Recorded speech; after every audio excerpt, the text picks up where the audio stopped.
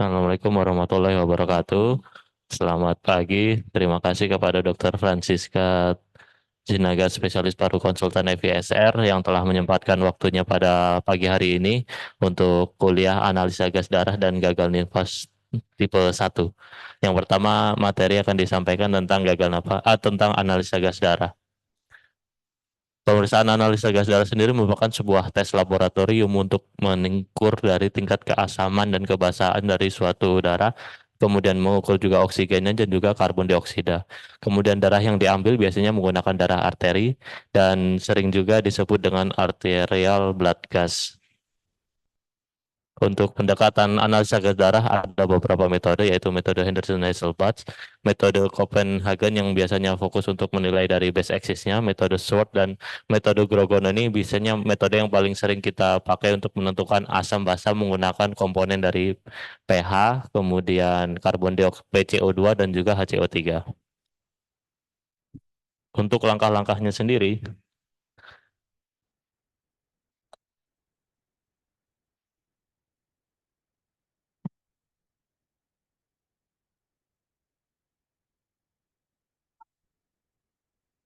untuk kita sebagai klinisi untuk menentukan interpretasi dari analisa gas darah, pertama kita harus mengetahui dulu dari nilai normal analisa gas darah mulai dari pH, HCO3 dan juga pH2-nya. Kemudian tentukan pH apakah berada dalam kondisi asidosis atau dalam kondisi alkalosis. Setelah itu tentukan apakah kondisi tersebut disebabkan oleh respiratorik atau komponen dari metabolik. Kemudian ingatlah aturan ROM, kemudian menggunakan metode tic-tac-toe untuk menentukan apakah asidosisnya respiratorik atau metabolik dan juga apakah terkompensasi atau tidak terkompensasi. Kemudian isilah hasil analisis darahnya, ambil kesimpulan dan juga menentukan tingkat dari kompensasi. Yang pertama, untuk nilai normal dari analisa gas darah. Yang pertama, yang tiga komponen. Oh, oke.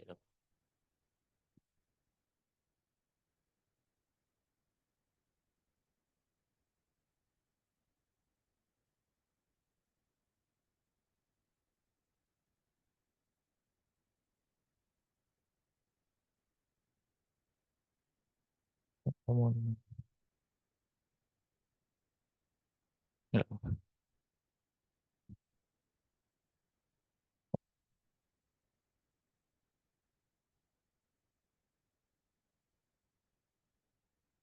bisa dong.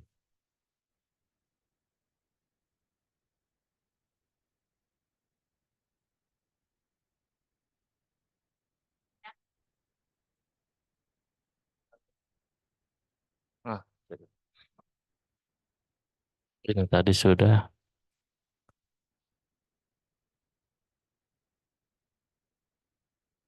Kemudian untuk nilai normalnya pH yaitu 7,35 sampai 7,45. Kemudian untuk PCO2 nilai normalnya adalah 45 sampai 35. Untuk HCO3 nilai normalnya 22 sampai 26. Jadi PCO2 ini adalah komponen dari respiratorik, sedangkan untuk HCO3 ini adalah merupakan komponen dari metabolik. Ini kita langsung aja ya satu-satu slide-nya. Coba slide yang pertama. Slide yang pertama ini definisinya. Jadi kita mau melihat tingkat pH, komposisi O2 dan CO2 di dalam darah. Catatannya dalam darahnya adalah arteri. Jadi nanti kalian akan ketemu beberapa kasus, bahkan mungkin cukup sering, adalah untuk membedakan kira-kira darah yang diambil sama yang mengambil itu arteri atau vena. Ya, jadi pada saat nanti ada hasil AGD di tangan kalian masuk, maka yang kalian harus kenali adalah satu, apakah benar ini arteri atau vena. Kenali dulu. Ya, kalau pada saat dia vena akan berantakan, hasilnya tidak masuk akal, gitu ya. pH tidak sesuai dengan CO2-nya, tidak sesuai dengan HCO3-nya, gitu ya. Nggak ada bacaannya. Andaikan mau dipaksakan bacaan jadi aneh lah bacaannya, gitu ya. Kalau dia, oh ini kayaknya nggak masuk ini ceritanya, jadi kan ini kemungkinan vena, gitu ya.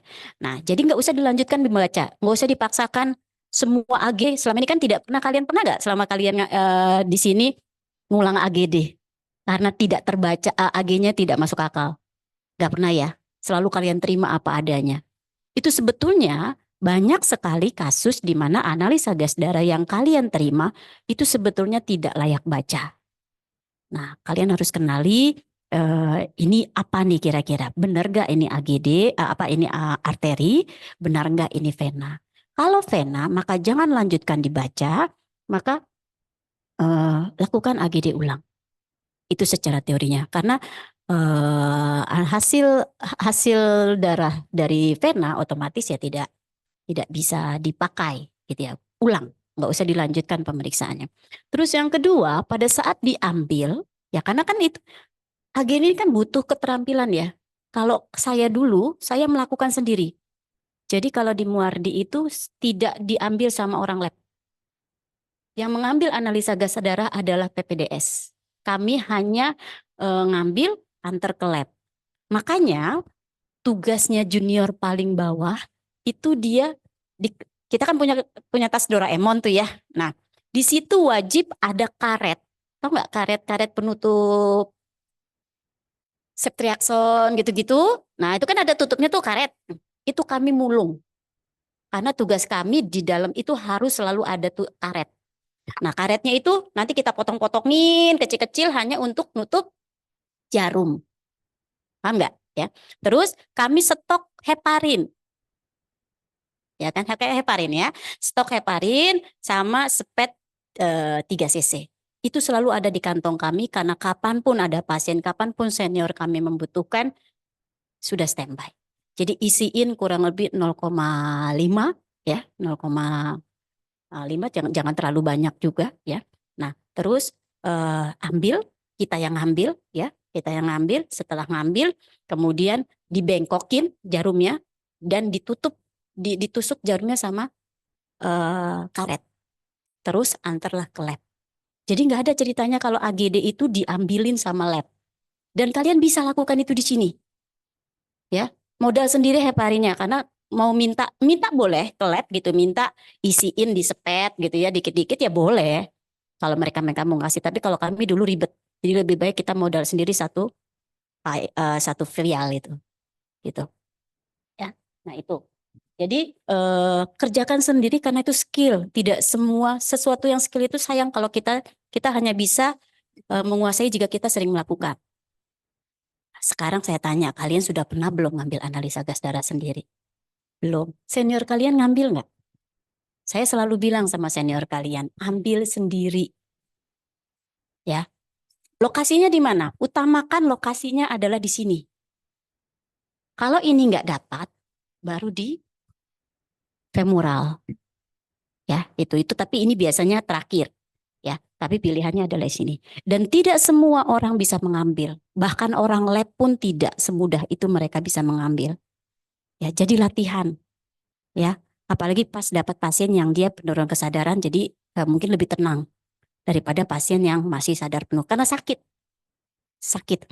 Itu ciri khasnya kalau kalian memang masuk ke arteri. Arteri kan tekanannya tinggi. Ya kan, arteri tekanannya tinggi. Jadi pada saat jarum itu masuk, kalian nggak usah tarik sepetnya, dia akan naik sendiri. Sepetnya itu akan naik sendiri. Itu berarti arteri.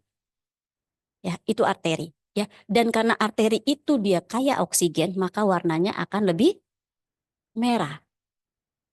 Jadi pada saat bukan itu, berarti warnanya agak hitam. Gitu ya. Terus dia nggak narik sendiri. Itu berarti bukan arteri. Itu prinsipnya. Paham ya? Ya. Nah, terus satu lagi catatan. Jadi mulai sekarang ya kalian lakukan sendiri. Boleh dok, boleh. Kalian boleh ngambil itu boleh. Tinggal kalian taruh aja ke lab. Kasih marker, identitas, antar ke lab. Sudah nih, udah saya lakukan. Itu boleh. Ya, diizinkan. Kalian boleh diizinkan. Ya. Terus satu hal lagi yang harus kalian menjadi catatan adalah pada saat kalian ngambil AGD, berapa liter oksigen yang lagi dikasih? 1 liter, 2 liter, 3 liter, 15 liter. Kenapa? Itu penting karena nanti akan masuk ke dalam hitungan. Kalian punya belum? Catat dapat dari senior kalian cara menghitung kebutuhan oksigen dari AGD? Sudah ya? Nah, di situ kan salah satunya adalah hitungan itu membutuhkan berapa liter oksigen yang diberikan pada saat diambil. Kelemahannya kalau diambil sama lab, kita tidak pernah tahu pada saat itu berapa oksigen yang sedang terpasang. Namanya orang lab. Mungkin pada saat lab itu ngambil di IGD, kita nggak tahu, mungkin lagi pasang MNR gitu ya. Atau mungkin pasiennya belum pakai oksigen gitu ya. Atau kalian planning kan nasal ternyata lagi pasang NRM gitu loh. Jadi keuntungannya mengambil sendiri adalah kalian bisa lihat saat kalian ambil berapa oksigen yang lagi dipakai. Jadi hitungannya nanti tepat, pada saat masuk ke dalam rumus, maka akan keluarlah kebutuhan oksigen yang sebenarnya dia butuhkan itu berapa. Masuk dalam hitungannya. Paham ya? Itu satu. Ya. Pastikan dia arteri, kemudian lakukan, ya, kemudian pastikan O2 yang sedang terpasang. Dan hati-hati terhadap demam. Ya, kalau nggak salah di hitungannya juga ada demamnya, ada suhu diminta, ya kan? Ada suhu kan? Sudah lama hitungannya itu soalnya zaman saya PPDS dulu. Semakin naik ke chief, kami semakin nggak ngitung lagi. Jadi benar-benar total hafal di luar kepala pada saat 1 tahun pertama saya jadi PPDS. Karena kami yang harus menghitung. Senior nggak mau tahu. Pokoknya AGD ya, dia udah tahu hasilnya. Oh, kebutuhannya sekian liter. Gitu ya. Tapi menghitung kami. Jadi karena kita itu tuh, kalau melakukan sendiri terus kan otomatis jadi hafal gitu kan. Nah, jadi hitung sendiri. Harus hafal hitungannya, nggak pakai cantekan lagi di luar kepala udah. Grek keluar. Itu. Jadi kelamaan kalau pakai. Saya dulu hafal karena kami 1 tahun pertama harus hafal mati. Gitu. Saat senior nanya harus ada jawabannya. Tapi naik tingkat sudah mulai ada adik, biasa ya kan, manja kan. Udah mulai ada adik, udah nggak pernah ngitung lagi. Makin kecil, makin sekarang makin lupa. Gitu ya. Tapi setidaknya saya pernah tahu bahwa dulu hitungannya seperti itu gitu. Ya, paham ya? Itu. Oke, masuk ke slide yang kedua. Pendekatan AGD yang paling tren yang dipakai adalah Hasselbalch ya sama Stewart. Dibahas nggak perbedaan Hasselbalch sama Stewart? Kalau Di dirimu belum bahas. Oke, tugas selanjutnya nanti pertemuan adalah bedakan, nggak usah yang detail gimana, nggak usah, tetapi bedakan apa perbedaan signifikan metode Henderson-Hasselbalch dengan Stewart. Yang sering dipakai dua itu. Kalau Copenhagen dan Grogono ini jarang. Jarang, saya malah tidak pernah dengar. Tapi selama saya PPDS, yang dipakai adalah metode Hasselbalch, itu yang pertama. Tapi kami juga sempat membahas masalah metode Stewart. Karena ada hitungan yang tidak kita dapatkan di Henderson, di Stewart ada. Kita dapatkan di Stewart, di Hasselbalch ada. Gitu loh. Ya, bahas ya, tapi nggak usah panjang-panjang. Yang penting poin-poin aja. Kalau saya bukan tipe teoritis. Saya orangnya klinisi. Jadi apa yang kepake nanti di lapangan, itu yang paling penting menurut saya. Gitu ya. Terlalu teori saya udah nggak masuk lagi di otak. Terus lanjut slide-nya. Utang berarti ya, utang yang 2, membedakan Hasselbalch sama Stewart. Ini 8 langkah. Oke ya, tentukan pH. Nah, pH. Jadi kalau misalnya ada analisa gas darah, maka yang dilihat pertama kali adalah pH. Masuk ke normal, masuk ke asidosis, atau masuk ke alkalosis. Dilihatnya di situ. Karena nanti kompetensinya berbeda. Pada saat dia kasus asidosis sama netral alkalosis tentu tata laksananya berbeda. Di sini netralnya memang pH-nya 7,35 sampai 7,45. Tetapi pada saat nanti kalian menentukan dia asidosis atau alkalosis, ya, maka nilai titik poin yang akan dipakai adalah 7,4. Ya, range normalnya itu, tetapi pada saat kalian mau menentukan apakah ini masuk ke asidosis atau alkalosis, ya, PCO2, HCO3 ini mau nariknya kemana? Mau ke alkalosis atau ke asidosis? Maka patokannya adalah 7,4. Di bawah 7,4 maka dia masuk ke, di atas 7,4 dia masuk ke alkalosis. Nah, baru di situ ya. Nah, kapan nilai normal ini 7,35 sampai 7,45 ini dipakai? Biasanya pada saat kita mau lihat apakah dia terkompensasi atau tidak. Ya kan? Boleh, boleh, boleh. Ya.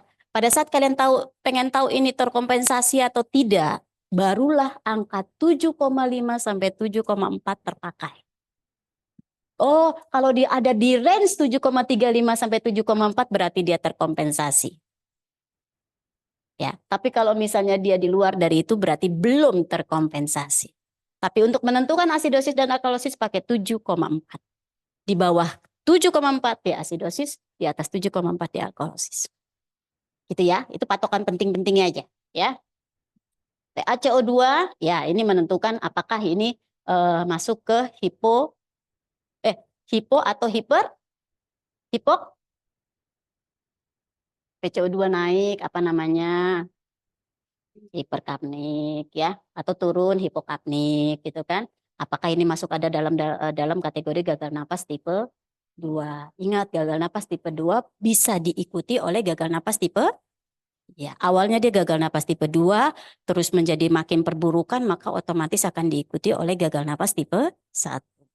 Tapi kalau gagal napas tipe 1 ya tidak wajib diikuti gagal napas tipe 2. Sejelek apapun pasien bisa saja dia PaCO2-nya normal-normal saja gitu ya. Tetapi PO2-nya dia turun. Tapi kalau gagal napas tipe 2 biasanya makin jelek tidak tertangani otomatis tipe 2-nya tipe 1-nya juga akan menyusul. Ya, metabolik ini penting. Pentingnya apa? Pentingnya untuk menentukan satu apakah dia mengkompensasi atau tidak, ya kan? Terus yang kedua, apakah dia masuk memang ke gangguan metabolik atau bukan. Gitu ya. Nilai normalnya kalian harus hafal. Ya, ini harus sudah di luar kepala, gampang ngapalinnya. Kalau pH sama PaCO2 sama tuh dengan pH. Cuman nggak pakai 7 aja. Ya kan ya, sama ya. Nah, kalau HCO3-nya 22 sampai 26. Tetapi kadangkala tergantung juga dengan nilai rujukan dari alat. Ya kan? Kadang berbeda ya. Kalian lihat, ih, kan harusnya 22 sampai 26, tapi nanti ada nilai alat itu 20 sampai 28 misalnya gitu. Itu ada juga. Nggak usah bingung. Ya, nggak usah bingung. Ya, nanti kalian tinggal melihat apakah dia ini mau masuk kemana, ke asidosis, alkalosis, kasus respiratorik atau metabolik, lihat secara keseluruhan. Jangan lihat sendiri-sendiri. Jadi angka ini nggak bisa dilihat secara sendiri-sendiri. Jadi harus secara keseluruhan penilaiannya, nggak mandiri dia. Ya, itu dihafalin. Lanjut.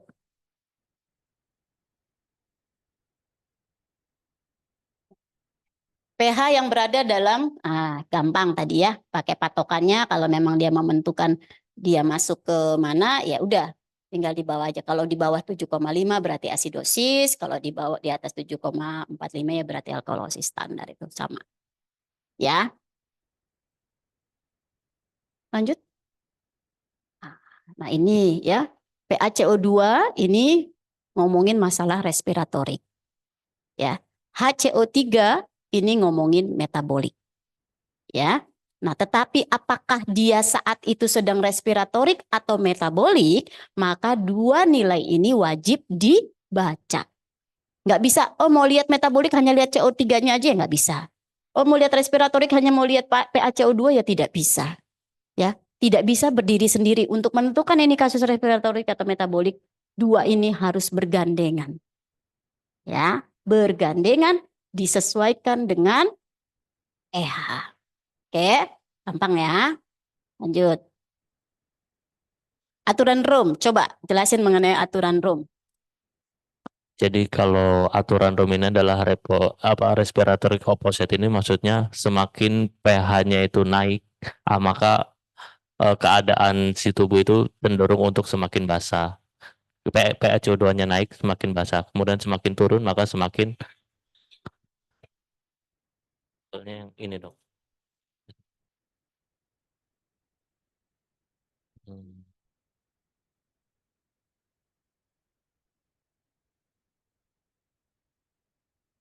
kita pakai patokannya begini, yang gampang. Kalau misalnya dia respiratorik, maka harus arah panahnya sesuai dengan berkebalikan dengan pH.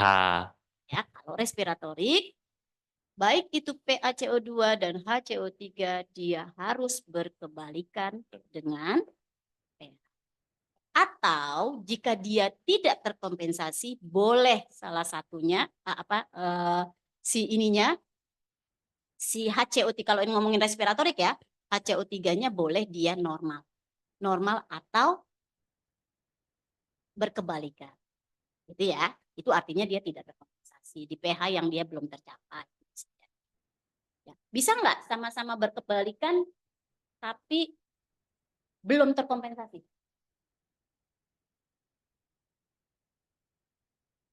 Ya, dilihat dari pH-nya. Sama-sama nih, searah nih tanda panahnya, berkebalikan dengan pH. Tapi pH-nya belum ada di range normal 35 sampai 45, berarti dia belum terkompensasi. Kan ngomongin kompensasi seperti itu. Nah, bagaimana kalau dia metabolik? Kalau metabolik dia searah semua bersamaan, baik pH, HCO3 ataupun PCO2-nya dia. Udah itu aja. Lanjut. Enak mah ini dalam bentuk tabel. Kalau kayak gitu kata-kata kayak gitu agak susah. Mau ininya. Boleh ya. Nanti itu kita tulis Iya, ya Dok. kalau Jadi untuk metode tic-tac-toe ini kita misal ada hasil angka-angka ini kita masukkan ke dalam range tadi. Misal ya. pH-nya 7,26 kita masukkan ke asidosis. Kemudian HPCO2-nya 32 di mana itu lebih rendah arah kebalikannya kita masukkan ke cenderung ke arah ke basa alkalosis. Kemudian HCO3-nya 18 berarti makin turun semakin asam masuk ke asidosis. Jadi untuk kondisi asidosis ini disebabkan oleh HCO3 yang dikompensasi dengan respiratoriknya, Dok. Ya. Oke, lanjut. Kemudian tadi slide langkah ketujuhnya mengambil kesimpulan dari data-data di atas menggunakan tabel tic-tac-toe itu boleh, Dok. Ya, jadi nanti baru diambil kesimpulannya. Jadi sebenarnya pH ini AGD ini sebenarnya simple. Kalau hanya ngomongin pH, PaO2, PaCO2 sama ngomongin masalah HCO3. Nanti yang agak susah kita menganalisisnya adalah jika kita melibatkan BE. Nah, terus kita melibatkan jika dia terjadi bersamaan antara metabolik dan itu yang susah. Nanti kalian, aduh bingung, ini respiratorik enggak, metabolik enggak, atau iya, gitu kan. Nah itu agak susah memang pada saat kita menganalisis jika pada satu pasien itu terjadi gangguan metabolik dan gangguan respiratorik. Itu yang agak membingungkan nanti ke depannya. Lanjut.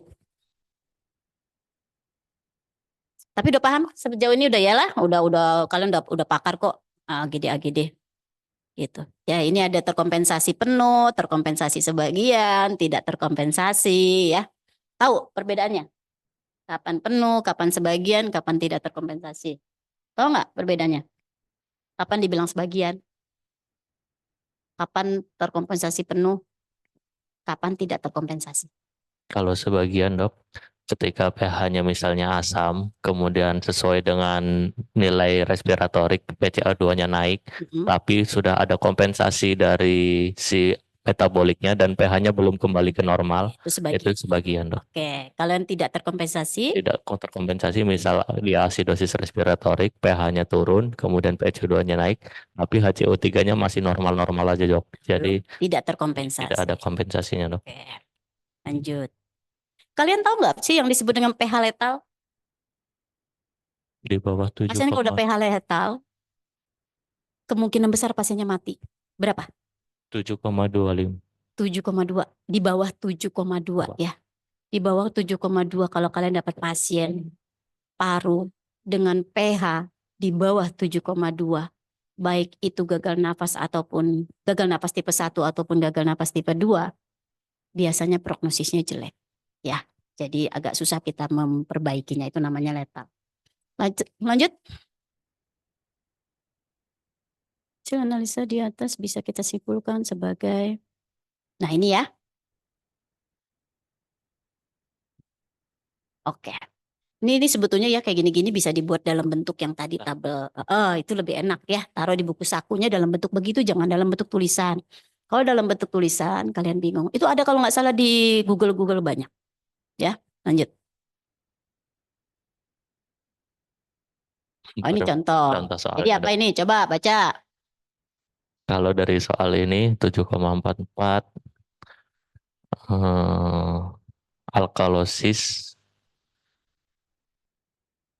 Nah, kan yang buat soalnya aja nggak ngerti. Padahal yang buat soal sama ini. Yo, siapa? alkalosis respiratorik terkompensasi penuh, dokter. Alkalosis respiratorik Terkompensasi penuh, dokter. terkompensasi. Setuju nggak teman-teman? Setuju? Ada yang beda pendapatnya? Bisa? Kalau Matius? Setuju? alkalosis respiratorik terkompensasi penuh, Dok. Naik, turun, turun. Iya, karena dia pH-nya di normal ya, Iya, Dok. berarti terkompensasi ya. Oke. Kita Ada lihat berapa jawabannya, soalnya? Dok. Oh, itu contekannya. Baiklah. Oke, lanjut. Jawabannya.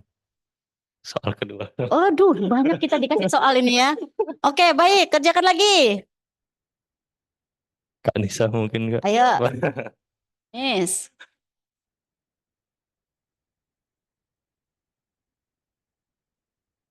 Ini pasien mati nih kalau kayak gini.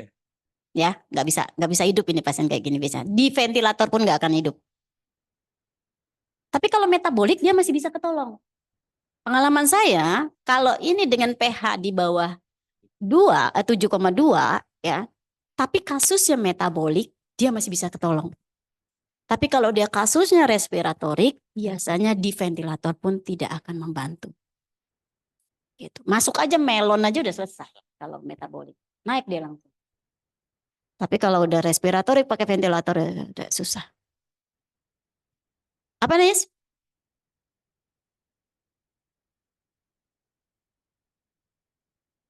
Ya, setuju? Setuju, Dok. Setuju. Oke, ada lagi? Satu lagi, Dok. Wah, soalnya banyak kita ini ya. Dokter Agung, Ayo, Dok. siapa lagi yang menjawab? Nida. Oh,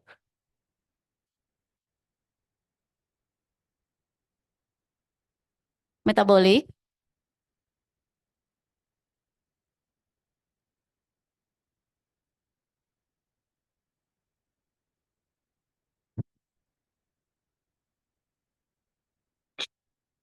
Coba, iya, Dok. benar. Acidosis mix respiratory Mana diagnosis. jawabannya? Iya, Dok. Mana? Semuanya letaknya di asidosis ini, Dok. Acidosis. Terus menentukan dia metaboliknya? Di HCO3-nya turun, Dok. 17. Risikonya turun ya. Oke, siap. Lanjut, habis? Masih Iya, ada. Dok. Oke, 7 koma makin hilang komanya itu.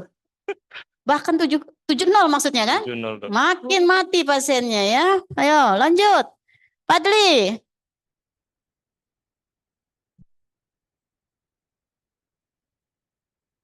Ini pasien masih hidup nggak sih kalau kayak gini nih? Respiratorik? Ya, ya. Sebagian udah mulai naik HCO3-nya ya, tapi kayaknya agak susah ditolong ini. Ya, oke. Ada lagi yang kelima? Ada lagi. Berapa soal ini kira-kira? 5, Dok. Oh, 5. Oke. Siapa? Agung, Dok. Agung.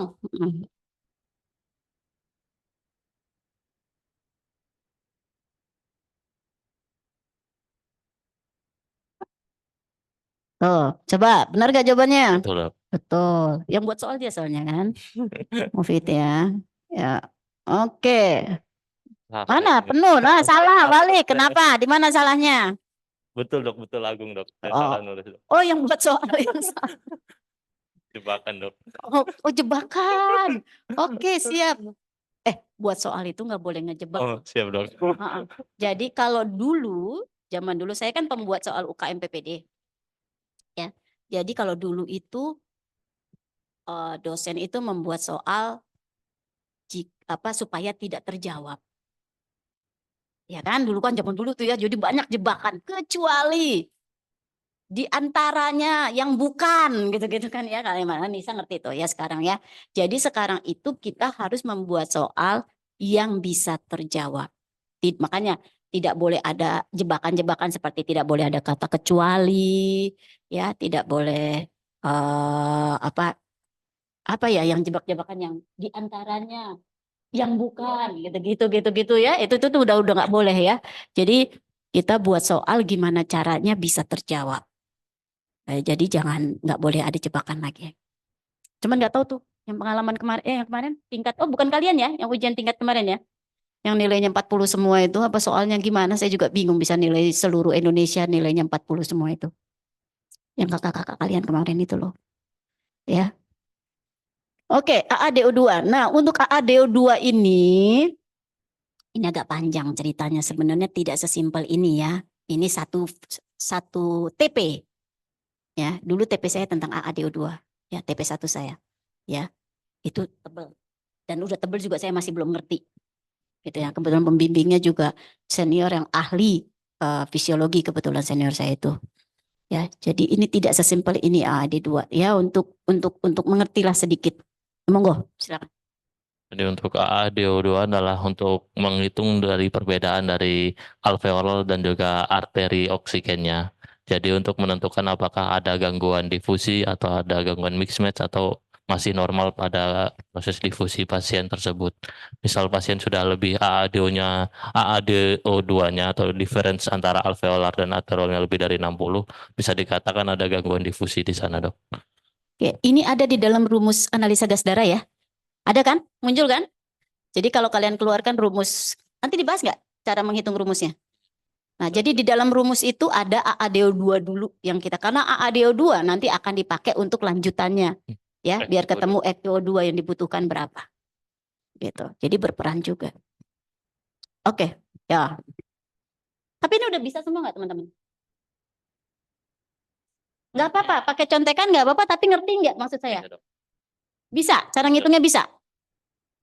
Nggak bingung ya, cara ngitungnya ya. Pernah dibahas nggak 760 itu dari mana? Kok bisa ada angka 760 itu kan pasti toh? Iya. Nah, angka pasti 760, terus apa namanya? Tadi kalau yang AADO2-nya, range-nya itu kan tadi dari range yang tadi kan? Iya, Dok. Tuh FiO2 itu yang pertama tuh yang di atas. Nah, untuk menghitung PaO2 alveolar punya itu dapat dari mana? Dari Fi2 yang dipakai. yang sedang Gunakan. Kalian itu enggak sih ini kalau ada pasien? Dihitung, Dok. Hitung. Beneran dihitung? Kalau ada AGD dihitung FiO2 needed-nya. Nah, kalian tahu dari mana pasiennya sedang pakai O2-nya berapa liter? Oh, diambilnya waktu di IGD? Biasanya Orang IGD yang ngitung? tahu perannya, Dok. Tahu. Itu diambil AGD lagi pakai. Oke. Suhunya mana di sini? Pertimbangan suhu mana? Nah, belum masuk ada suhu 38, suhu 40 itu akan mempengaruhi. Ya. Cari ya tambahan mengenai peran suhu ya. Oke, 2 tadi. Lanjut. Konversinya. Oh, balik. Kan keluar tuh FiO2 yang dibutuhkan 23,64%. Berarti berapa liter? Sekitar 2 liter. Jadi dia kenaikan. Berapa kenaikannya? 0,21, terus naik 24, 28. Ya, itu ya. Jadi berapa liter dipakainya. Oke, lanjut. Saya udah lama banget dulu saya hafal itu ya. Udah lama nggak pernah menghitung lagi. Lanjut konsentrasi. Oh ini ya kebutuhannya ya. Memakai kapan kita pakai nasal, kapan kita pakai venturi, simple, rebreathing, non rebreathing, gitu ya. Oke, oke, dah. Simple kan berarti kan? Dah, ada mau tanya lagi? Cukup? Lanjut Nisa, kalau udah.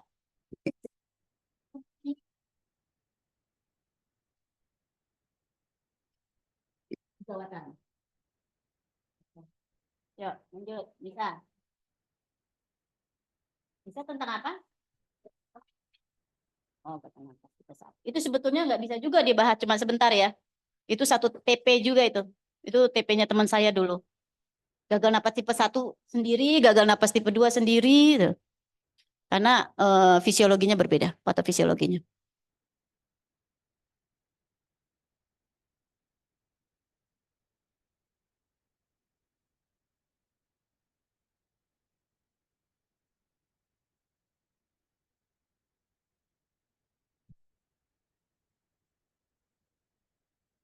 Jadi 2 tadi ya utangnya ya, maksudnya.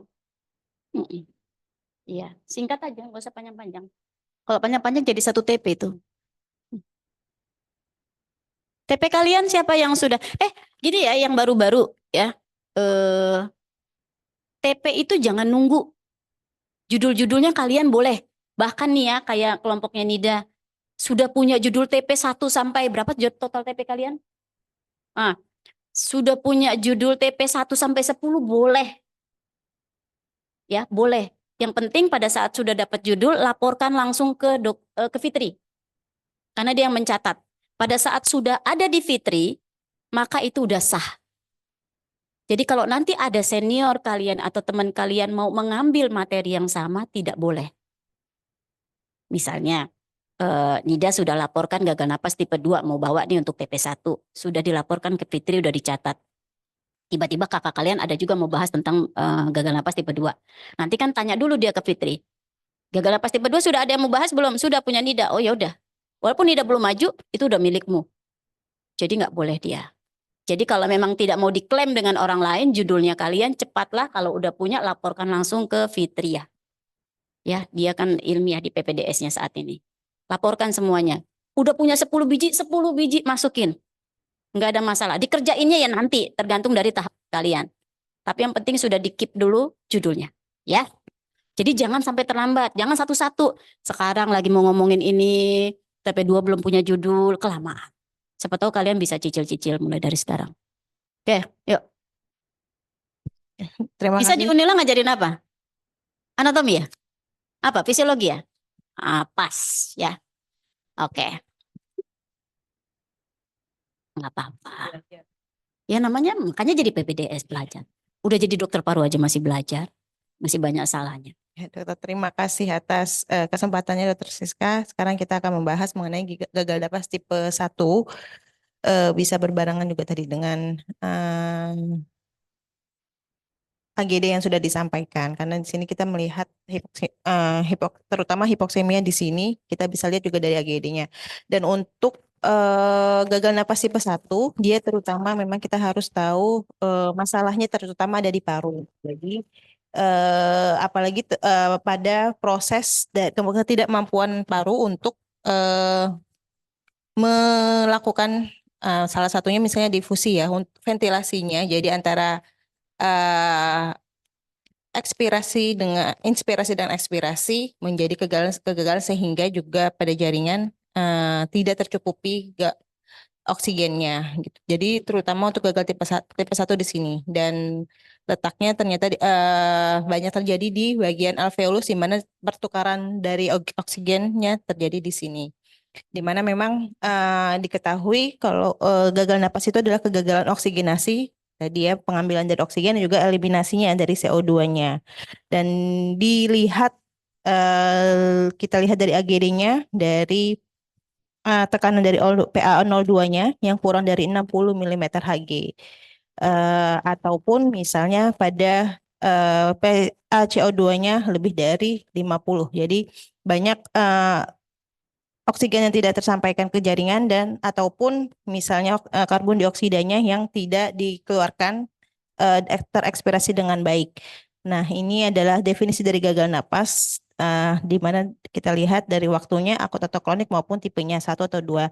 Kita akan membahas di sini yang tipe 1, di mana kalau kita lihat tipe 1 itu adalah bagian hipoksemia. Tadi ada 2 komponen yang dilihat, terutama untuk tipe 1 adalah PaO2-nya, oksigennya. Kita ketahui tadi kalau misalnya tekanannya kurang dari 60 mm Hg ataupun dengan PaCO02-nya normal atau tidak. Jadi kita nggak ngelihat karbon dioksidanya, kita ngelihat oksigennya, ya pasti dia harus menurun. Dan ini tadi paling sering berhubungan dengan penyakit paru. Bisa berupa edema paru ataupun penyakit yang lain. Ada ARDS, kardiogenik ataupun non kardiogenik, itu ada ARDS, pneumonia, ada pun hemoragi tadi yang bisa mengganggu difusi dan kolapsnya dari alveolus. Yang 2 nanti saya skip ya. Untuk tadi gagal napas tipe 1 yang jadi komponen utamanya adalah oksigennya, PA oksigennya, di mana dia harus kurang dari 60 dengan kadar CO2-nya normal ataupun terjadi hipokapnia. Ini tadi setelah sudah dijelaskan untuk etiologinya. Untuk gagal napas tipe 1 ini atau tipenya tadi hipoksemia, kita lihat ini adalah bentuk yang paling umum, yang paling sering ditemukan untuk kegagalan pernafasan dan dapat dikaitkan dengan hampir semua penyakit Hipoksia paru. atau hipoksemi. Lebih ke hipoksemia. Hipoksia itu terjadi di mana? Hipoksia terjadinya di jaringan. Hipoksemi terjadi di darah. Ya, jadi ini kan kita ngomongin berarti lebih ke darah ya. Lebih ke darah ya. Darah. Ya kan? Betul, Dok. Hipoksia itu nanti lanjutannya. Tadi kita lihat kegagalan terutama di pernafasannya, di paru-parunya, gitu. Karena yang terlihatnya ada bagian dari alveolar, apakah dia terisi cairan sehingga terganggu difusinya ataupun kolapsnya dari alveolusnya itu sendiri. Dan kalau misalnya secara umum kita bisa lihat gambarannya, lihat dari saturasinya dulu, ada penurunan atau tidak. Saturasi oksigennya kurang dari 92%, ataupun kalau misalnya lebih parah udah bisa sampai kurang dari 80%. Oke. Nah, tadi etiologinya kembali dijelaskan. Untuk yang tipe hipoksemia ini lebih ke Kalau di jaringan yang bisa kita kelihatan biasanya apa? Oh, ini kasusnya hipoksia dalam jangka panjang nih, cerita udah proses kronik nih gitu ya. Kelihatan dari apa? di akral Yang kita lihatan mata. clubbing finger misalnya. Clubbing ya. Nanti kalian makanya kalau dokter paru itu pada saat ada pasien jangan lupa lihat jari. Ya. Jangan lihat cincinnya udah menikah atau belum ya, tetapi lihat jarinya ya. Karena nanti kalian akan tahu ini kasusnya kronis atau kasusnya akut, lihat dari jari. Kalian akan ketemu banyak pasien dengan jari yang seperti membengkak tapi di satu ruas aja dengan cekung begitu. Bukan cekung, cembung itunya, kukunya ya. Biasanya pada kasus apa tuh sering kelihatan? Kalau di luar dari paru kasus apa? PJB ya. Pada kalau misalnya di kasus paru paling banyak PPOK, tapi paling sering lagi BE, bronkiektasis, banyak kasus. Lanjut. Baik, ini salah satu penyebabnya. Kalau misalnya kembali kita lihat apakah dalam proses difusnya apakah terganggunya itu, kita lihat apakah dari tekanan hidrostatik kapil alveolarnya terjadi peningkatan sehingga nanti terjadi gagal ventrikal kiri atau yang bisa menyebabkan adanya edema paru ataupun hipervolemia, ataupun kita melihat apakah adanya peningkatan dari permeabilitas kapiler alveolarnya. Nah, ini yang biasanya menjadi predisposisi dari ARDS. Ataupun kita lihat dari darahnya, kita lihat di darahnya di sini apakah ada perdarahan dari alveolar ataupun misalnya tadi alveolusnya ada terisi oleh eksudat. Ini yang biasanya terjadi karena adanya inflamasi. Nah, jadi kalau gagal napas tipe 1 itu ya, gagal napas tipe 1 intinya ini paru ya, terutama ya yang duluan paru, nanti baru dilanjutkan jaringan, itu kebutuhan oksigennya tidak terpenuhi. Biasanya yang terjadi adalah kalau enggak dia terisi air ataupun produk-produk dari proses inflamasi, ya, proses infeksi, ya, entah itu produk biasanya kayak ya produk-produk inflamasi, ya, atau karena cairan. Makanya gagal napas tipe 1 itu bukan hanya milik paru, tetapi milik banyak bidang, banyak ilmu, ya. Nah, pokoknya penyakit apa yang menyebabkan parunya itu berlebihan cairannya atau kondisi di mana ada produk-produk yang mengisi dari alveolinya sehingga pertukaran O2 dan CO2 tidak terjadi dengan baik, ya. Nah, paling di luar dari proses infeksi paling sering itu jantung, ya, kardiogenik, ya. Kalau di bagian kita itu ARDS atau kasus apalagi paru juga bisa terlibat di situ, kasus apa? Tenggelam. Ya, nanti ujung-ujungnya ARDS kan jadinya kan kalau pasien tenggelam kan gitu loh. Nah, jadi atau perdarahan, ya, cairannya itu bisa dalam bentuk perdarahan juga bisa, itu juga. Pokoknya sehingga pertukaran O2 dan CO2-nya tidak berjalan dengan baik, itu tipe 1. Ya. Nanti berbeda dengan tipe 2. Kalau tipe 2, makanya jangan kaget, ya. Kalau misalnya ada pasien pas di AGD gagal napas tipe 2. Kasus jantung, ya, nanti kalian akan bingung. Ini ada pasien jantung keluar AGD gagal napas tipe 2. Jantung tidak akan mau terima itu. Dia pasti akan memanggil paru. Karena menurut mereka, di keilmuan mereka, kasus jantung tidak mungkin menyebabkan gagal napas tipe 2. Jadi kalau misalnya kalian datang nih, dipanggil gitu kan, dikonsulin. Kenapa nih dikonsulin? Nih dok, AGD-nya gagal napas tipe 2. Tapi pas kalian tanya pasiennya sesek, ya sesek jantung misalnya, nggak ada batuk, nggak ada proses infeksi. Ah, bukan kasus saya. Nah, itu jangan kayak gitu. Jangan dibilang saat ini di paru tidak ada kelainan, tidak. Karena menurut dari mereka adalah bahwa gagal napas tipe 2 itu tidak mungkin terjadi dari jantung. Tapi memang kalau secara patofisiologi harusnya memang jantung tidak membuat gagal napas tipe 2. Harusnya. Nah, tugas kalian adalah mencari tahu, tugasnya dokter paru, mencari tahu apa yang terjadi sama pasien ini sehingga terjadi gagal napas tipe 2. Jadi jangan jawab tidak ada keluhan dok di saya. Jadi enggak di paru, jadi belum ACC rawat bersama, jangan. Kasihan jantungnya, gitu ya. Tugas kita adalah mencari tahu kira-kira gagal napas tipe 2-nya dari mana. Gitu ya. Lanjut. Ini untuk patofisiologinya yang bisa membedakan tipe 1 dan tipe 2. Saya lebih ke tipe 1 di mana tadi kita lihat adanya ventilasi dan juga perfusinya yang adanya mismatch ataupun tadi adanya shunt atau pirau dan juga gangguan dari difusi. Ini sebenarnya kita bisa lihat dari ADO2-nya dan juga kita lihat ataupun memangnya ada inspirasi yang berkurang. Oksigen, konsentrasi oksigen yang diinspirasi dia berkurang. Ini terutama untuk yang tipe yang hipoksemia tadi yang tipe 1. Yang kedua ini secara garis besar tadi lebih kepada pump failure atau pengeluaran dari CO2-nya sehingga terjadi akumulasi dari CO2-nya dan terjadi hiperkapnia. Nanti akan dibahas lagi di tipe 2. Selanjutnya tadi kita lihat ada tiga ya dok yang membahas terutama patofisiologi yang terjadi ketika terjadi gangguan gagal nafas tipe 1. Apakah ada mismatch, apakah ada gangguan difusi ataupun hipoventilasi dari alveolar. Itu ya. TP2 saya tentang ketidakseimbangan Vicky ya. Nah, itu satu TP aja saya ngerjain sampai sekarang saya nggak ngerti apa yang saya kerjakan ya. Susah banget mempelajari itu tuh vacuum mismatch itu ya. Jadi saya sampai sekarang sudah maju TP pun saya masih bingung sebenarnya yang saya bicarakan apa gitu.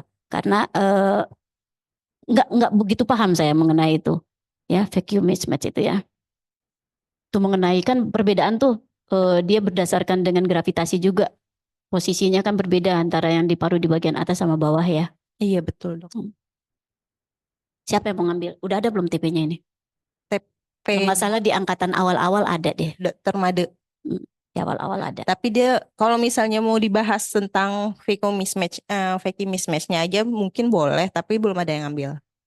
Yang sendiri. Khusus Kalian ini. sudah fisiologi sudah pada dapat belum sih? Semua udah. Judul-judul udah. Judulnya doang ya. Kerja ini belum ya. Ya. Jadi semua udah dapat ya.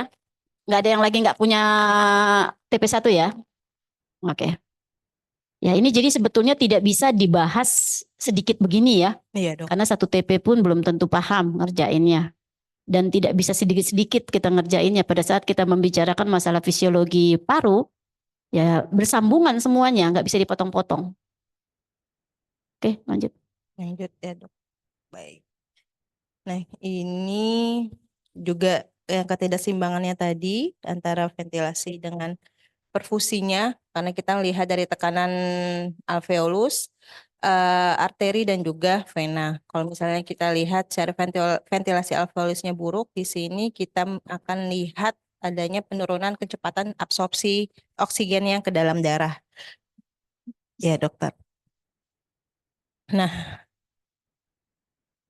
penurunan ini akan menyebabkan penurunan konsentrasi oksigen yang akan masuk ke dalam dari pada alveoli dan juga penurunan tekanan oksigen parsial dari dalam darah.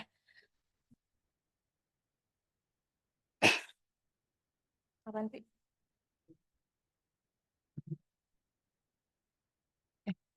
Selanjutnya perfusi alveolusnya yang buruk. Nah, di sini kita akan lihat kalau misalnya alveolusnya buruk ya akan membuat perubahan dari ruang intrapleuranya, penurunan surfaktannya, sehingga nanti dalam difusinya hidrostatik dan osmotiknya akan berpengaruh. Batuk. Nah, tadi untuk yang antara ventilasi dengan perfusinya, di sini kita akan lihat juga gangguan difusi. Oh iya.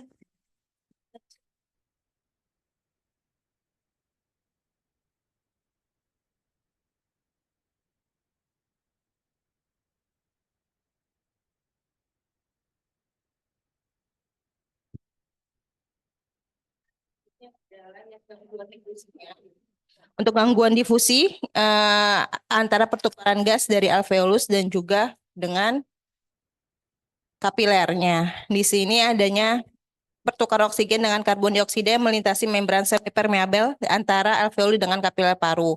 Nah, untuk penyebab gangguan difusinya ini bisa terjadi karena penurunan luas permukaan atau peningkatan ketebalan membran alveolus dan kapiler yang akan menghambat dari pertukaran dari oksigen maupun karbon dioksidanya sendiri. Ketika terjadi penurunan difusi, dia akan menyebabkan hipoksemia di dalam darah dan juga nanti di jaringan akan terjadi hipoksia. Nah, kalau misalnya hipoventilasi alveolar itu sendiri, jadi kalau di sini adalah hipoventilasi alveolar meningkatkan tekanan parsial PCO2 dari arterinya itu sendiri. Dan peningkatan dari PaCO02-nya itu menyebabkan penurunan tekanan parsial dari alveolar dan juga tekanan parsial arteri atau PaO02.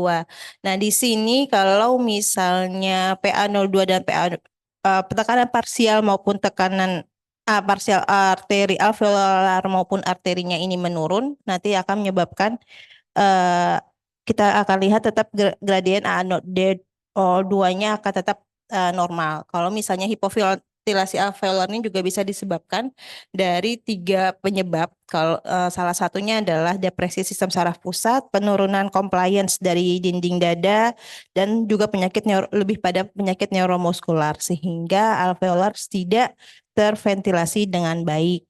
Nah, di sini dan khasnya tadi ya antara tekanan dari arteri maupun dari alveolar oksigennya tetap sama. Nah, ini kalau misalnya kita lihat berdasarkan gangguannya, kalau misalnya di pertukarannya di sini, di difusi di sini pertukarannya terjadi di bagian alveolus dengan kapilernya, di sini adalah masalahnya adalah masalah difusi. Terus ketika difusinya sudah mulai lancar, tetapi kita lihat di sini pada perfusinya Yang normalnya seperti ini ya, antara dia bisa melakukan difusi, jadi pas darah ya kapiler darah yang terdeoksigenasi ketika akan keluar dari alveolus melewati paru akan teroksigenasi dengan baik. Ini yang nomor 2 ini adalah bagian yang normalnya. Tadi kita akan lihat lagi ketika ada mismatch-nya tadi.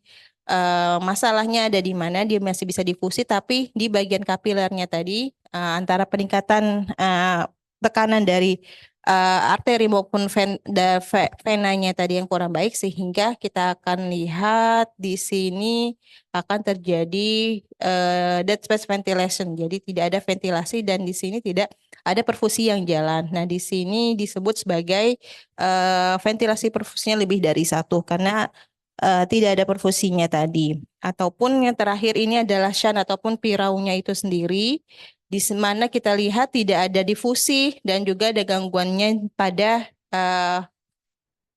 kapilernya. Jadi perfusinya juga tidak baik. Nah, di sini disebut dengan shunt, biasanya disebabkan kalau misalnya terjadi kolaps paru, atelektasis maupun konsolidasi. Di sini sudah tidak terjadi lagi difusi maupun perfusi yang baik.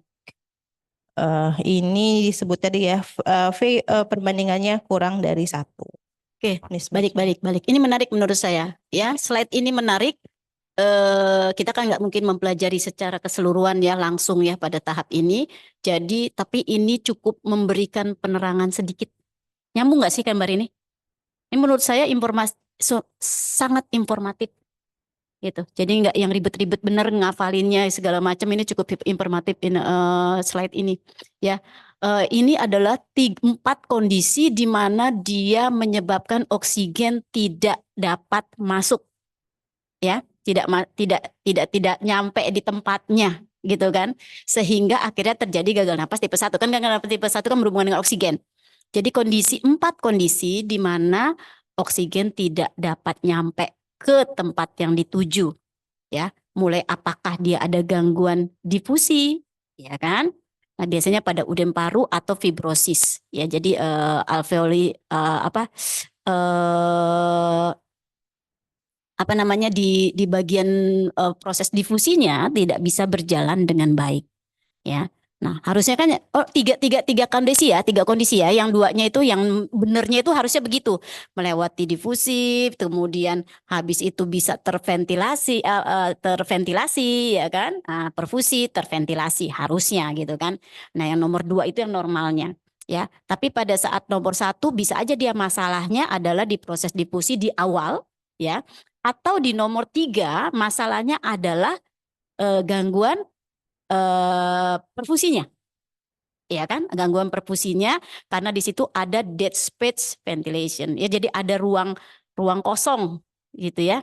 Nah, penyebabnya biasanya karena ada hambatan, misalnya pada emboli ya. Pada emboli kan tidak bisa berjalan, ada yang menghambat di situ, ya. Atau pada kondisi keempat itu terjadinya pirau atau shunt, berarti dia paru kempes, jadi nggak ada ruang ya. Ya, paru kempes, atelektasis itu ya. Jadi dia tidak bisa berjalan ya. Jadi shunt ada kecampur ya. Shunt juga kan kecampur toh ya. Jadi tidak bisa teralirkan oksigennya nyampe ke proses yaitu difusi, perfusi, ventilasi, difusi, perfusinya tidak berjalan dengan baik jadinya gara-gara ada campuran juga di situ ya. Itu ini lumayan ini slide ini.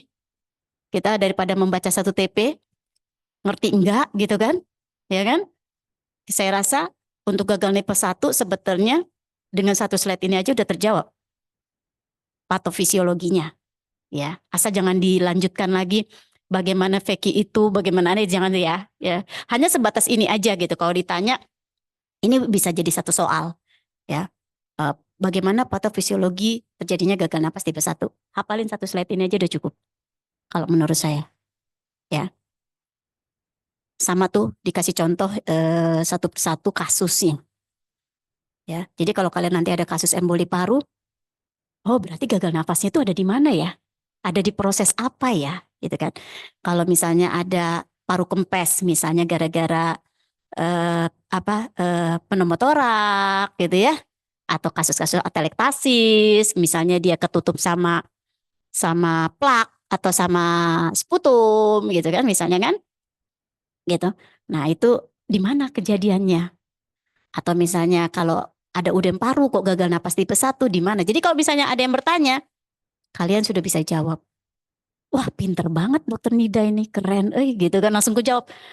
Ini nanti kalau TS penyakit dalam ada yang tanya, ini kenapa ya udem paru kok bisa kurang napas sih, Dok? Nah, itu loh, Dok, terjadi gangguan difusi. Wah, pinter kali. Nanti tapi jangan lewat ya, Dok, pertanyaannya gitu ya. Cukup sampai di situ titik gitu kan ya. Nah, nanti kenapa bisa terjadi gangguan difusi? Nah, itu panjang lagi ceritanya gitu. Tapi cukup gitu. Ya, pada emboli paru kenapa terjadi gagal nafas tipe 1? Itu loh, Dok, ada dead space ventilasinya di situ loh, Dok. Tapi jangan tanya ya, Dok, dead space ventilation itu bisa terjadi bagaimana? Kenapa itu jangan tanya, Dok. Tapi kan kelihatan PPDS paru pinter gitu ya. Luar biasa. Oke, untuk yang tipe 2-nya dapat nggak itu slide begini saja untuk patofisiologinya? Nggak dapat ya? Oh, bukan ya. Oke. Ini dihafalin, bila perlu di print, masukin ke buku saku, jegrek. Soal keluar nih ya, kalau misalnya nanti ada board, ujian nasional gitu kan, ada soal begini, sudah terjawab saja, ya. Misalnya, apa bisa terjadi gagal napas tipe 1? Jawab aja 3 ini, itu udah nilainya udah bagus. Nanti kalau ditanya kelanjutannya lagi nggak bisa jawab, ya nggak apa-apa, tapi udah cukup lah. Paham ya? Oke. Terus apa lagi?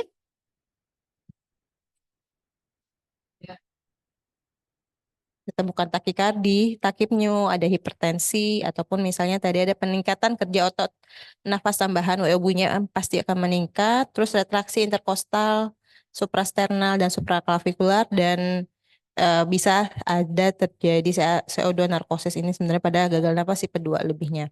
Ini pada gagal nafas terutama. Nah, kita lihat dari keadaan umumnya, kepala, leher, dada, dan ekstremitasnya, ini yang bisa kita lihat.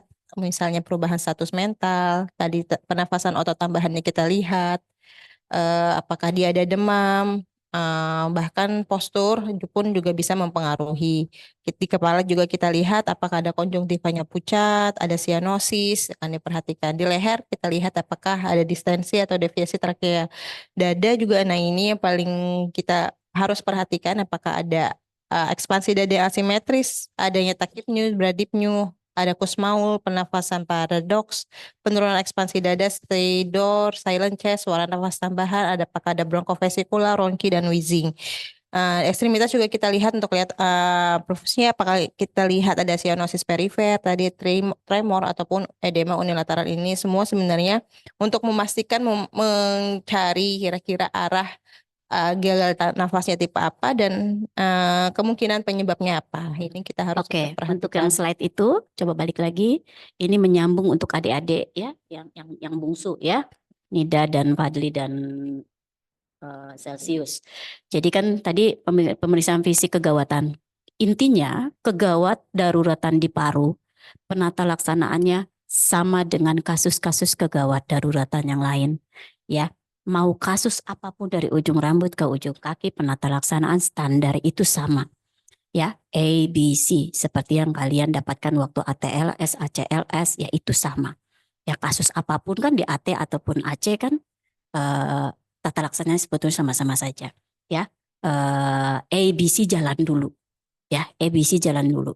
Setelah ABC jalan sudah terlaksana, maka barulah kalian masuk ke subspesialisnya. Subspesialis kasus paru, ya ini yang harus kalian cari. Ya, mulai dari sama saja, mulai dari apakah ada anemis. Kalau ada anemis berarti kan mungkin adakah perdarahan. Nah, kalian konsentrasi nih, pasien sesek. Siapa tahu dia kasusnya pasien sesek perdarahan, kasus paru bukan. Oh, jangan-jangan dia habis kecelakaan, hematotorak, jegrek kan bisa jadi itu di bagian paru. Jadi ini juga anemis juga milik kita. Gitu, jangan berpikir udah dokter paru langsung lihat pasien langsung lihat dada. Gitu, jangan. Tetap harus dilihat dari head to toe itu harus tetap jalan. Ya, walaupun udah jadi dokter spesialis paru, head to toe tetap harus jalan. Lihat matanya, ya, kemudian menonjol apa tidak, gitu ya. Kemudian matanya anemis, konjungtivanya skleranya ikterik atau tidak. Untuk apa sklera, dok? Kan bukan bagian kita. Siapa tahu pasiennya dalam OAT, ya kan? Nah, kemudian dilihat hidungnya, cuping hidung, perlu juga cuping hidung dokter paru. Cepat atau enggak ya, seseknya dari mana, gitu loh. Ya, walaupun mungkin akhirnya nanti ketahuannya bukan kasus kita, tapi kita sudah bisa menganalisa dan bisa merujuk ke dokter teman sejawat yang lain. Gitu. Jadi tujuan pemeriksaan head to toe bukan hanya untuk kasus paru, tapi mengenali kasus di luar dari paru supaya kita bisa punya alasan untuk merujuk. Ya, kemudian dari bibirnya sianosis apa tidak, tadi jari-jari aja kelihatan ya, clumping finger atau tidak itu menjelaskan. Kemudian dari dari leher kelihatan vena jugularisnya. Pada kasus apa? Tensi pneumotorak, vena jugularis dilihat meningkat apa tidak. Kemudian apakah ada deviasi trakeanya? Pada kasus-kasus apa? Tumor misalnya, pneumotorak misalnya, efusi pleura misalnya, itu juga bisa gitu kan. Kemudian baru nanti turun ke dada, di dada dilihat pemeriksaan fisiknya, auskultasi, perkusi, auskultasi palpasi, auskultasi, ya. Itu semua juga dinilai ya untuk menentukan apakah ada kegawat daruratan di situ. Kemudian turun ke perut pun penting ya. Jangan-jangan dia seseknya bukan kelainan di perut tetapi kelainan di dada, ternyata dia ileus misalnya gitu kan. Ileus kan kasus kegawatan juga kan. Nah, jadi harus dinilai juga ya. Turun ke kaki, apakah ada kelemahan dari ekstremitas juga penting. Kenapa kayak pasien saya kemarin tiba-tiba GB dia ya. Jadi harus dikenali juga ekstremitasnya.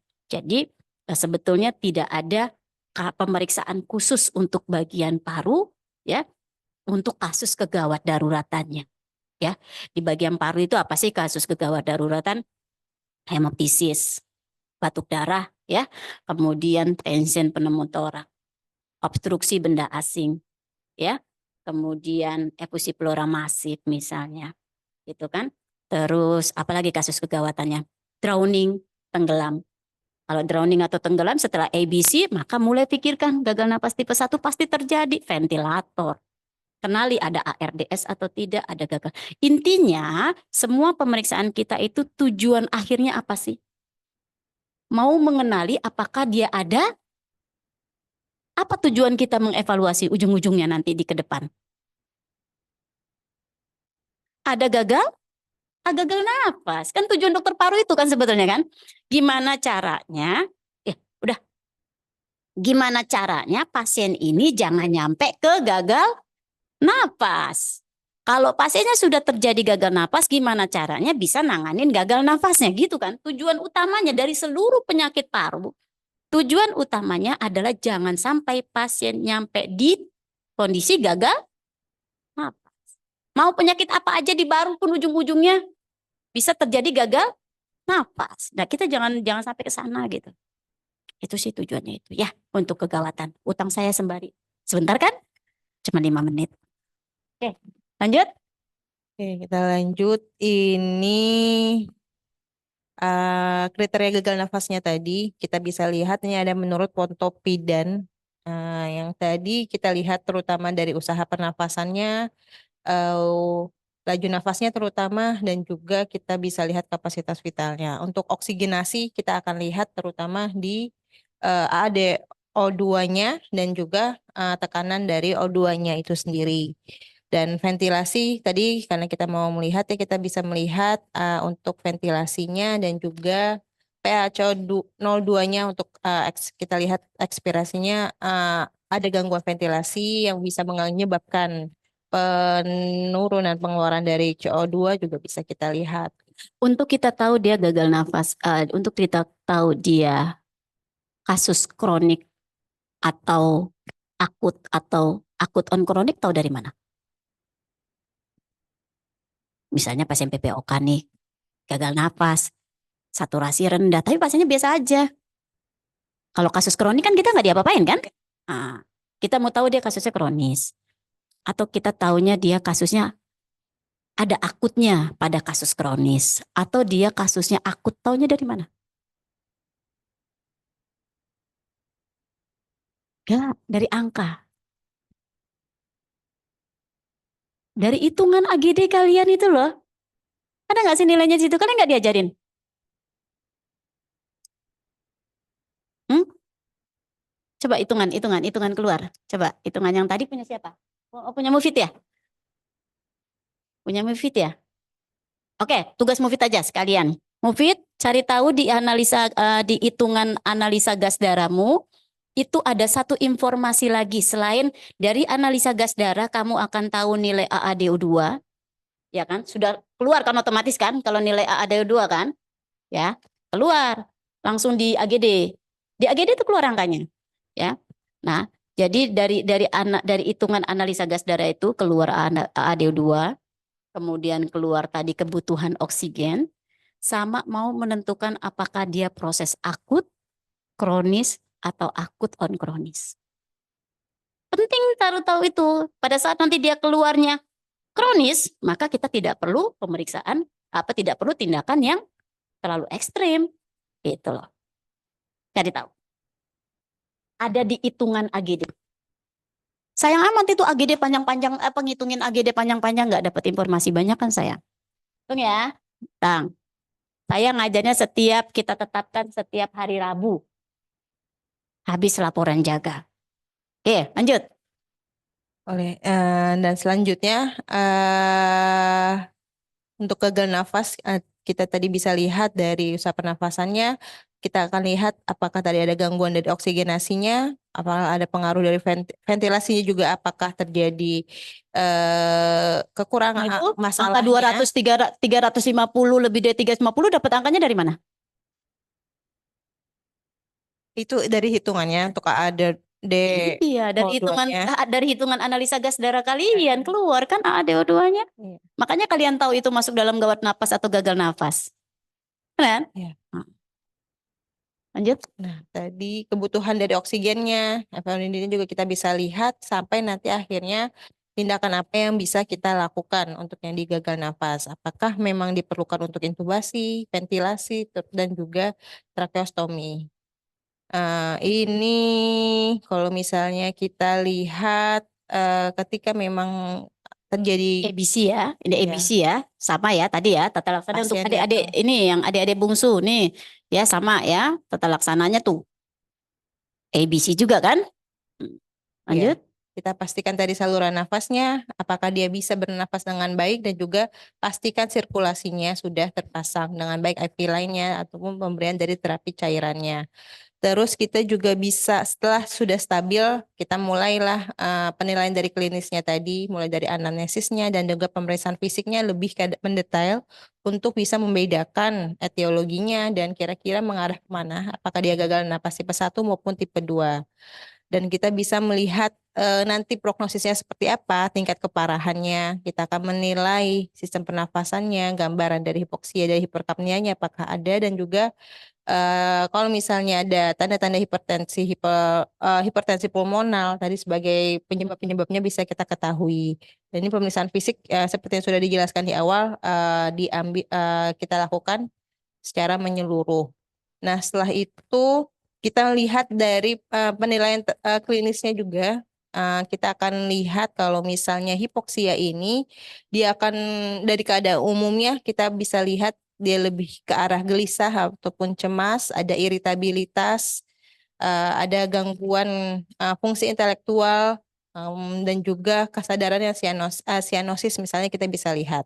Tanda-tanda yang lain ada takikardi, hipertensi, ataupun bisa terjadi bradikardi, ataupun aritmia. Shock, hipotensi, kejang, dan koma juga bisa kita temukan pada kondisi yang hipoksemia tergantung tadi dari penyebabnya apa.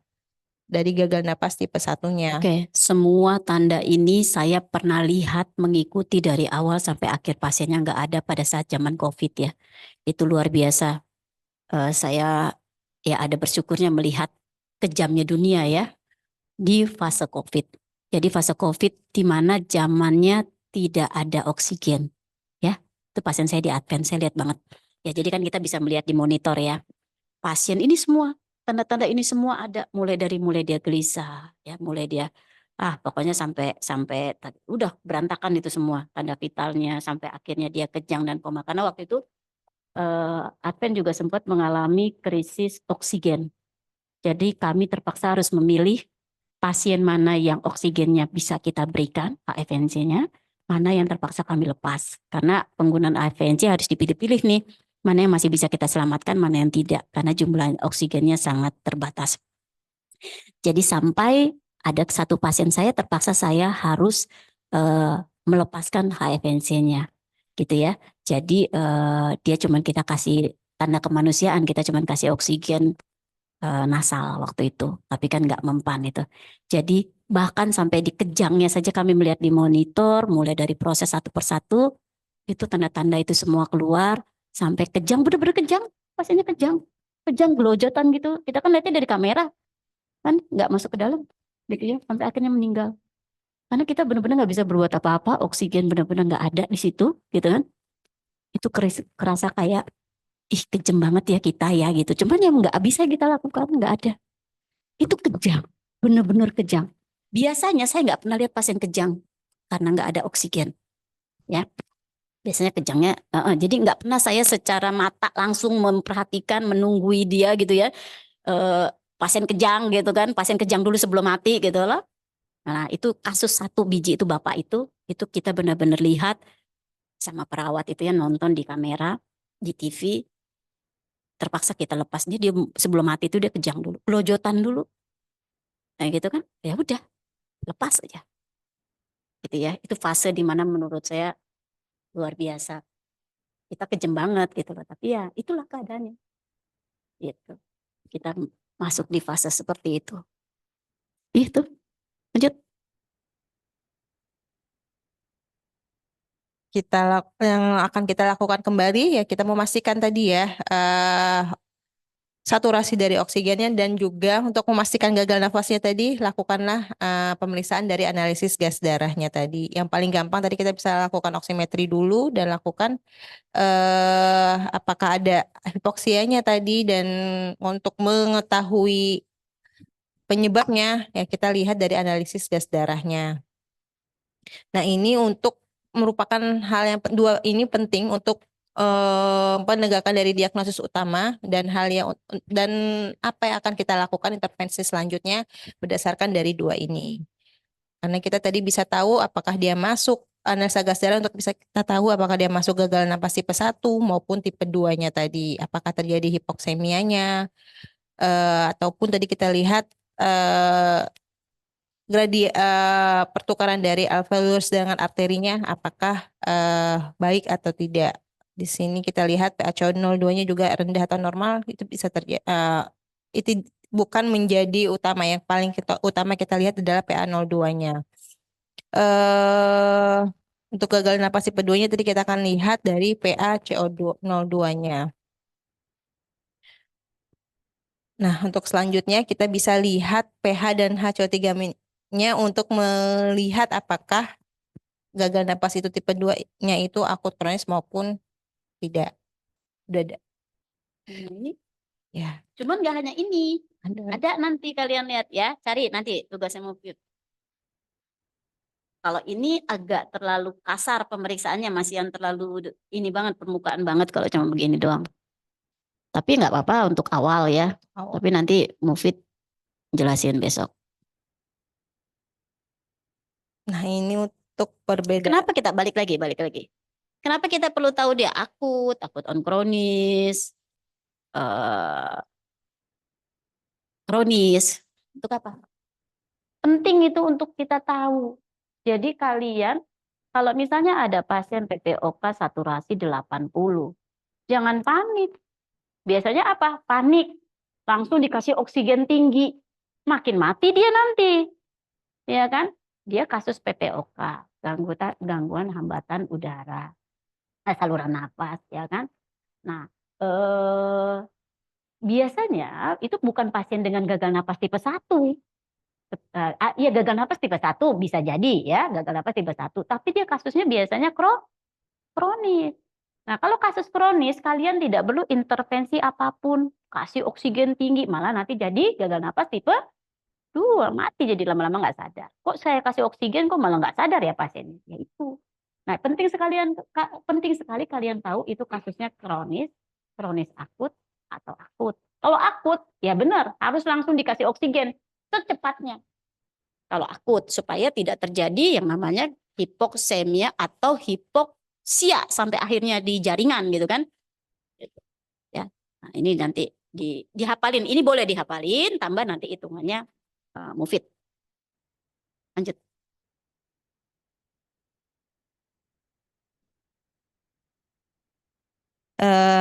Kita akan membedakan apakah terjadi gagal nafas tipe 1 maupun tipe 2.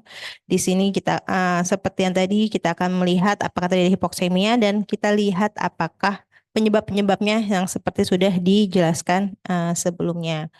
Nah, setelah itu kita akan lakukan tata laksana. Nah, ini sudah disesuaikan dengan arahnya tadi ke mana penyebab dari gagal nafasnya. Misalnya tipe 1 kita bisa mulai arahkan ke sana. Jadi penata laksanaannya sudah bisa mengarah dan juga resusitasinya juga sudah dilakukan dengan adanya kontrol jalan nafasnya, oksigenasinya yang sudah mencukupi.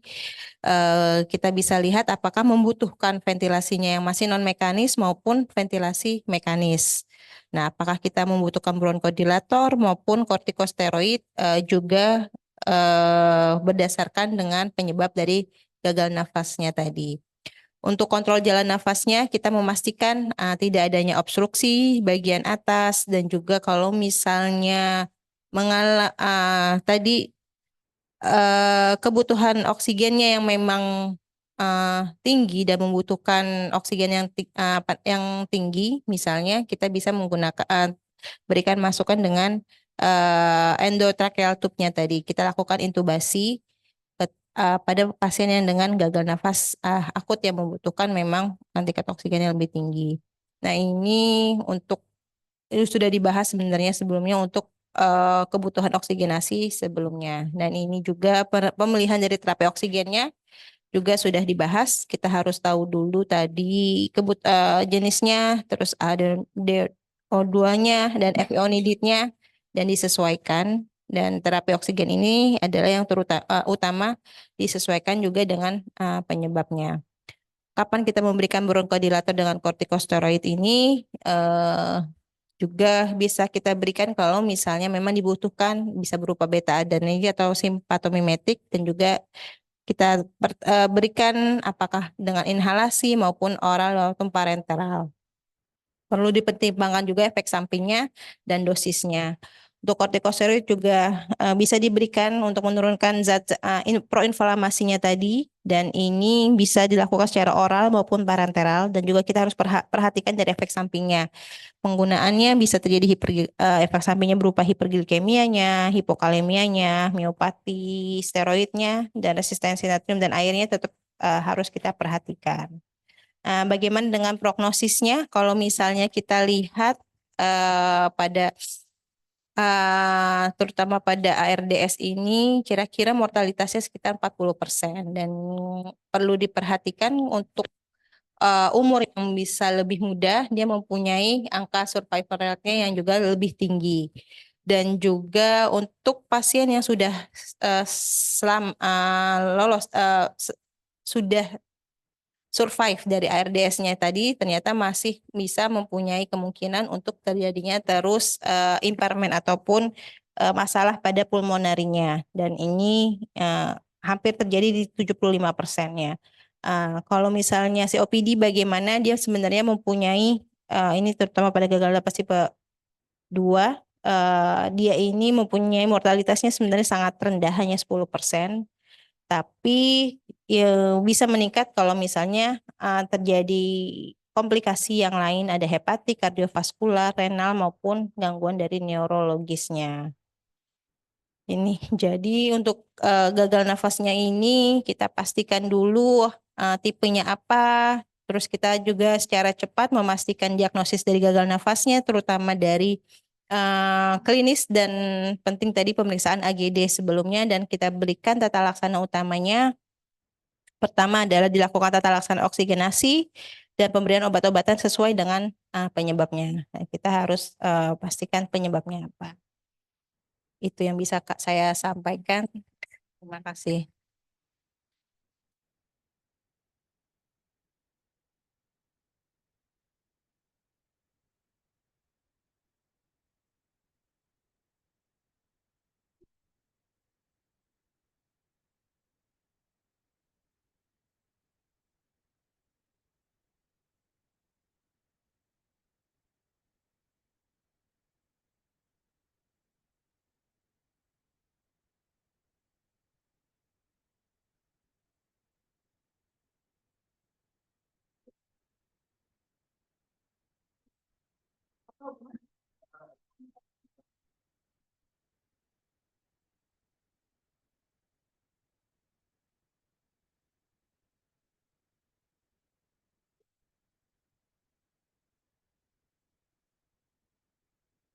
Jelas kalau misalnya ada PaO2-nya tinggi, ya berarti artinya terjadi pemberian suplai oksigen yang terlalu berlebih, gitu ya, tidak sesuai dengan kebutuhan. Itulah gunanya kita menghitung sendiri untuk melihat kebutuhannya tersebut.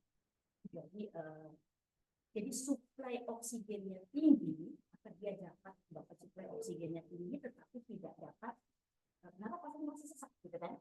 Karena tidak terolah dengan baik di alveolinya, gitu ya. Jadi tinggi kasihnya banyak, gitu, tapi tidak terolah dengan baik karena memang lagi ada masalah, tergantung latar belakang masalahnya apa sampai lagi. Jadi dia tetap mau membutuhkan oksigen, suplai oksigen, tetapi saat itu dia tidak membutuhkan oksigen yang terlalu banyak. Sehingga karena hati-hati kita ada yang namanya keracunan oksigen, apa istilahnya? Apa kalau keracunan oksigen namanya?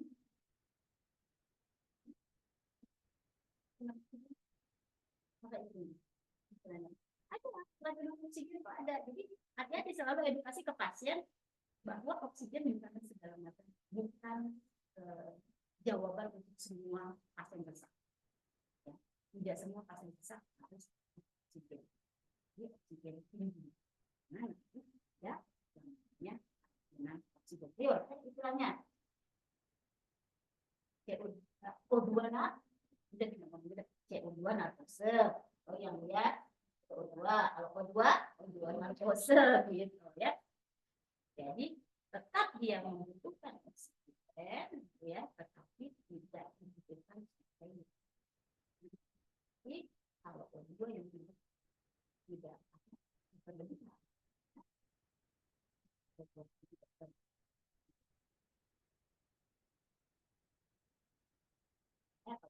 yang hidupnya dari IGD tuh terlalu kotor. Jadi otaknya di IGD. Di IGD ada pasien sesek, langsung biasanya ya pasien sesak gitu kan. Kemudian AGD keluar tinggi banget, itu juga harus dikoreksi sesuai dengan kebutuhan. Kalau ternyata kebutuhannya hanya 3 liter, kemarin kan di 3 liter, tapi dia masih sesak dong. Seseknya bukan karena dia kurang oksigen. Cari tahu latar belakang dia sakitnya apa, underlying disease-nya. Kalau misalnya dia ternyata sesak, kenapa? Jadi dia butuh oksigen. Dan harus diedukasi ke pasien. Biasanya keluarga pasien. Kita tetap nih pakai nasal. Ya, masih sesak, masih bisa. Biasanya nanti sama keluarga diapain? Dinaikin, gitu kan, dinaikin. Nanti pas kita AGD ulang tinggi dia suplai oksigennya, gitu kan. Nah, itu justru akan menyebabkan perburukan. Jadi edukasi ke keluarga tidak boleh dinaikkan sembarangan. Ini oksigen sudah sesuai dengan kebutuhan. Kenapa dia masih sesak? Karena ada organisasi yang benar. Ya.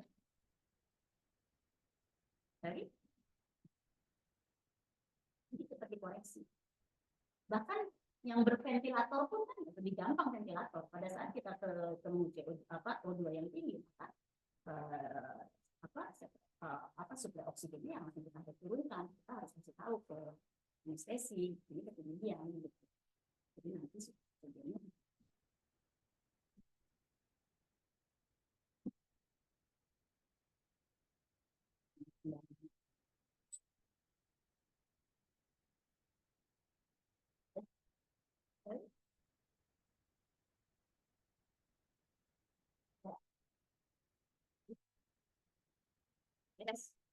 Selesai.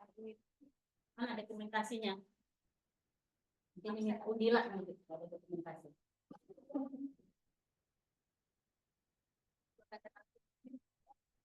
Punya kelompok punya Anida?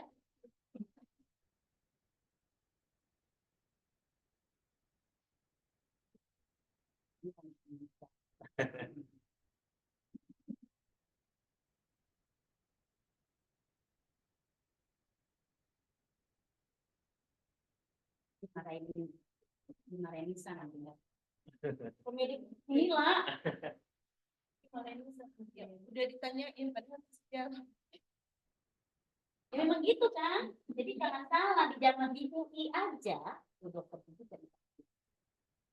Saya tuh belum loh menjalani stasiunnya dok. Tapi nilai saya sudah ada di sana. Karena ya sama dengan bilang sistem siapa sama regulasi kalian itu mengatakan menurut waktunya. Kita kan pakai masih sistem siapa sistem aplikasi